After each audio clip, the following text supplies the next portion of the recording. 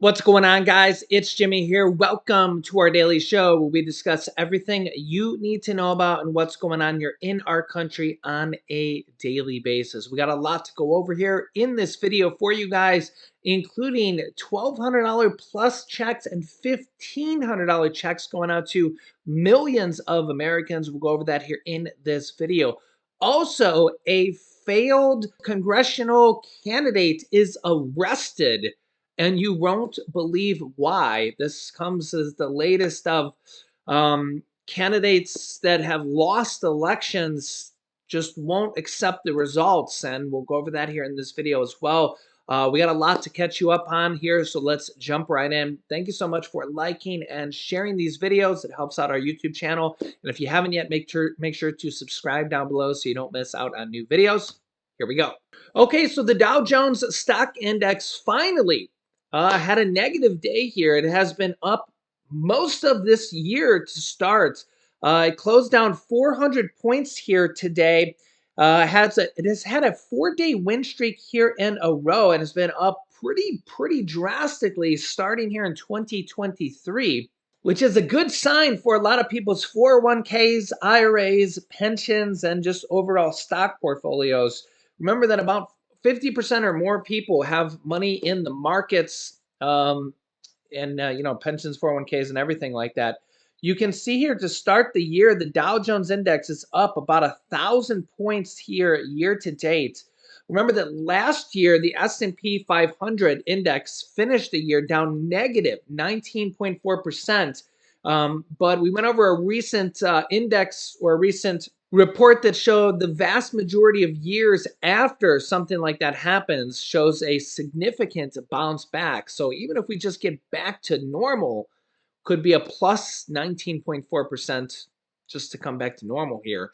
So we were seeing it already, the Dow up 1,000 points about to start the years here. So we'll see. And that's after the 400-point drop today. So still up pretty significantly. Let me know your thoughts here. Do you think we're on an economic rebound? We've seen inflation come down here for, I think it's about 6 months in a row here. The big problem here is food prices. Food prices are really struggling here. We went over a recent video here where the egg prices are just really struggling here. The bird flu just all over the world, just killing millions and millions of eggs and birds and chickens and turkeys. It's really struggling. It's just one of the reasons here. Yeah, food prices are not coming down. That's just one of the recent struggles here. Let me know your thoughts here in the comments. Do you think the economic problems will continue? Will inflation continue? Will it linger on for 2023? What do you think? A big story going on right now here. A losing GOP Republican candidate arrested in a string of shootings at the New Mexico Democratic homes. This Republican candidate, Albuquerque, New Mexico police announced the arrest of Solomon Pena.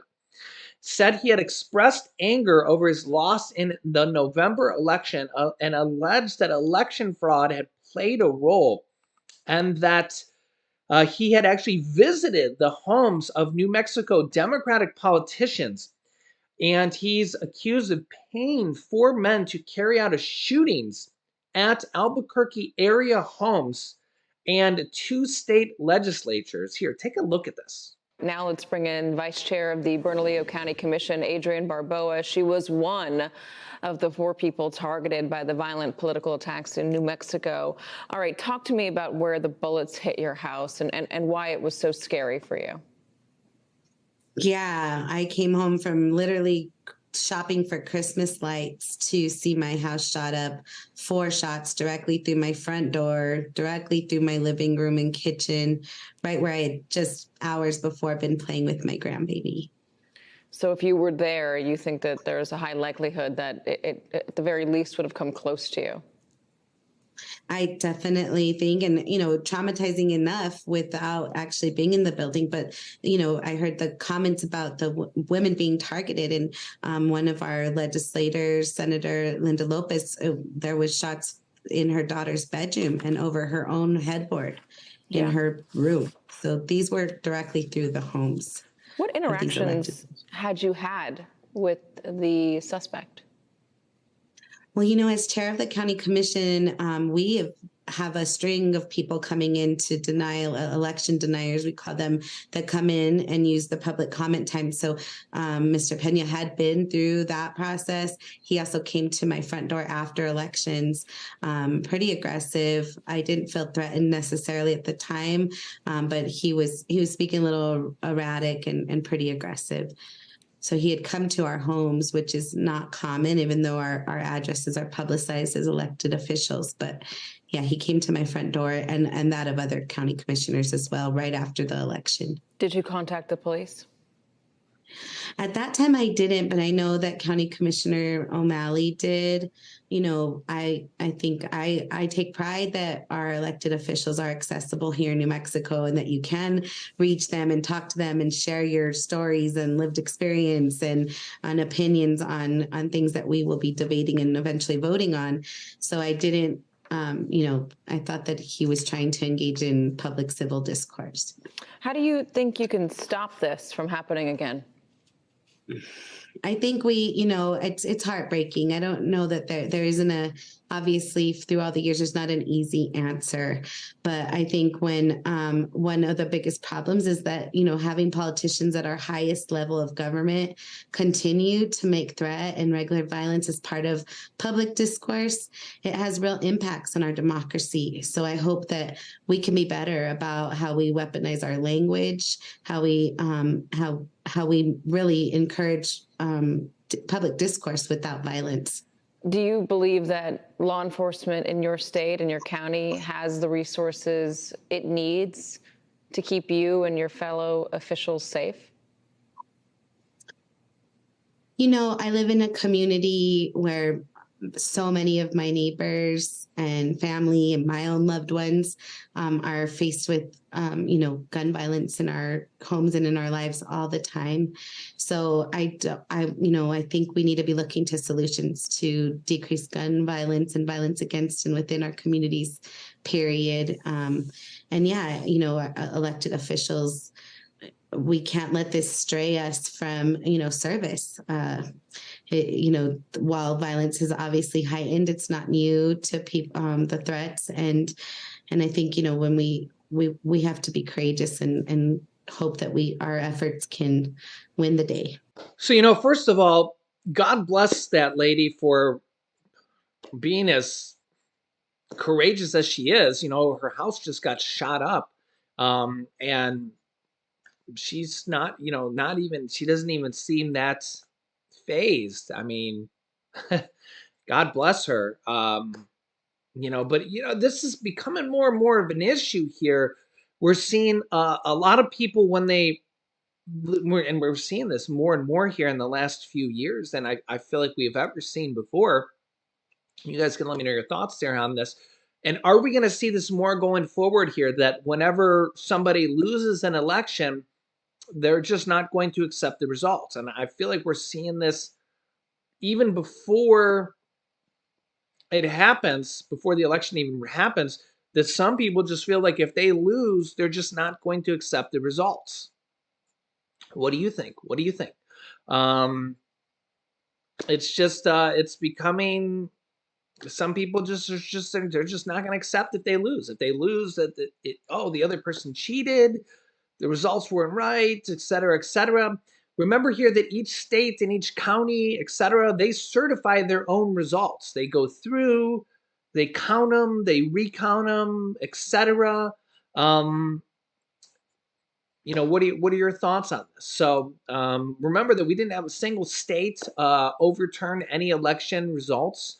Like for example, in the for former President Donald Trump to have the election overturned, I think it was 5 states that would have need to overturn the results to have Biden not be the winner and Trump to have the election overturned. So it wouldn't have been just one state that would have had to overturn the results. It would have had to have been 5, if I recall correctly, because I remember reporting on that back when the election was happening. So what are your thoughts on this? And of course, we're seeing this. I think it happened with the Arizona governor race, And we're seeing it with this results here as well. And we're just seeing this happen more and more in multiple different races here, House, Senate, and different, even smaller, mayor races and stuff like that. So do you think this is going to happen going forward more and more and more? What are your thoughts on this? Next up, we're also seeing, if you've been watching my channel here, you know that in 2022, there was about 35 different states that passed out state stimulus checks, property tax relief checks, inflation relief checks, with inflation, well, recently was at a 41-year high. Remember that Social Security, with the cost of living adjustment raise that's going out here right now in January, some people actually just getting their first cost of living adjustment raise here right about now. Some people got it here in the last few days or last few weeks. Some people still actually just about ready to get their first Social Security check here for 2023. Remember that 8.7% raise is the largest raise since 1981. I almost said 1941. So the largest raise in 42 years. That's an 8.7% raise. So that shows you how high inflation was. Now inflation's down to 6.5%. But nonetheless, we're still seeing a lot of states offer inflation relief checks, property tax relief checks, all sorts of different names and ways to help out their residents. And we're still seeing this go on here in 2023. And if you've been watching my channel, there's actually several of them going out here, and I'll keep you up to date here on this. Here's one of the latest ones going out right now. Yeah, you can see here, stimulus update, direct payments worth up to $1,500 to be sent out in 15 days. Actually, I think it's like 14 days now, to Colorado taxpayers. And we're going to be seeing even more of these here in even more states. Take a look at this one. Here's the details on this. In 15 days, Colorado residents who filed their 2021 taxes will receive a tax rebate of up to $1,500. That's right. This payment scheduled for January 31st will be for state residents who filed for an extension of their 2021 taxes. Any resident of the Centennial State, I love how every state has kind of their own nicknames, right? Who filed their taxes by October 17th will get $750 per person from the Colorado Cash Back Program, while eligible couples will get $1,500. $1,500, yeah. So $750 per person or $1,500 for eligible couples. Yeah, that's pretty awesome. Governor Jared Polis signed a law in May to return money to taxpayers and originally intended for the payments to be $400 for individual filers and $800 for couples. But due to additional state revenue, we're seeing this here in almost every single state, surplus money, they kind of call it, the amount recipients will receive has been increased according to the state's Department of Revenue. To be eligible for this payment, Colorado residents must have been 18 years old on or just by December 13th, 2021. Have been residents of Colorado for the entire 2021 income tax year and have filed the state income tax return for 2021 or applied for a property tax, rent, or heat credit rebate. So note that, that's interesting. So you don't have to necessarily file for a state income tax return. You also could have done one of these other things, applied for a property tax credit rebate, a rent credit rebate. So renters, it looks like, can get this as well, or a heat credit rebate. So I always get a lot of people saying, well, what if I don't file state tax returns? Here's one of the states where you can get it other ways as well. So there's a lot of states that do this. I always get some people commenting on this because there's a lot of states where you can get this in other ways. Here's one of the states. You can get it if you applied for property tax rebates, rent rebates, or heat credit rebates for the state of Colorado. according to the Department of Revenue. The first round of these payments from the programs was for people who filed their taxes for 2021 by June 30th and was paid out to residents by September 30th of last year. Additional information regarding this payment can be found on the Colorado's Department of Revenue website, which is tax.colorado.gov/cash-back. tax.colorado.gov/cash-back. So if you haven't yet, make sure to click the subscribe button down below and click the bell icon after you subscribe. New videos come out here every day at 10 a.m., 3 p.m., and 8 p.m. Eastern Standard Time. Also, thanks so much for liking and sharing these videos. So let me know your thoughts here. I'll keep you up to date here on all sorts of different checks like this and different states coming out with money like this here in upcoming videos. In fact, I just did more videos like this here that you can watch next. Here's my next video you can watch here. Here's a video about $900 checks and $500 checks going out here. So you can click this video next. Thanks for watching, guys, and I will see you in the next video.